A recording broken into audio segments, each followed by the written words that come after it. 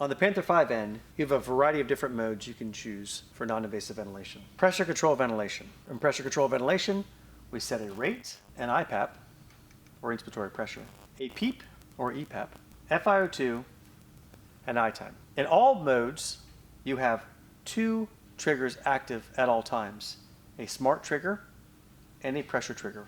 Press activate when I'm ready.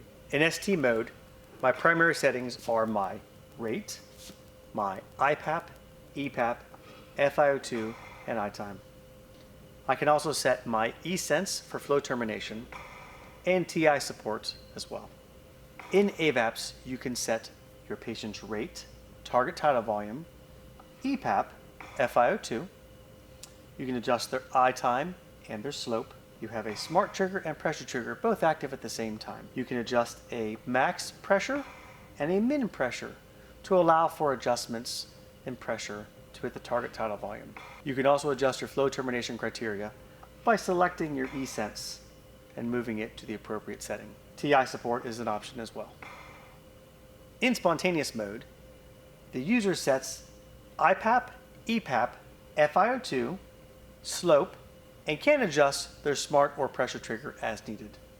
Your flow termination, I-time support, as well as your apnea settings can be adjusted in spontaneous as well. In CPAP, the clinician can set EPAP, FiO2, slope, and make adjustments for smart and or pressure trigger.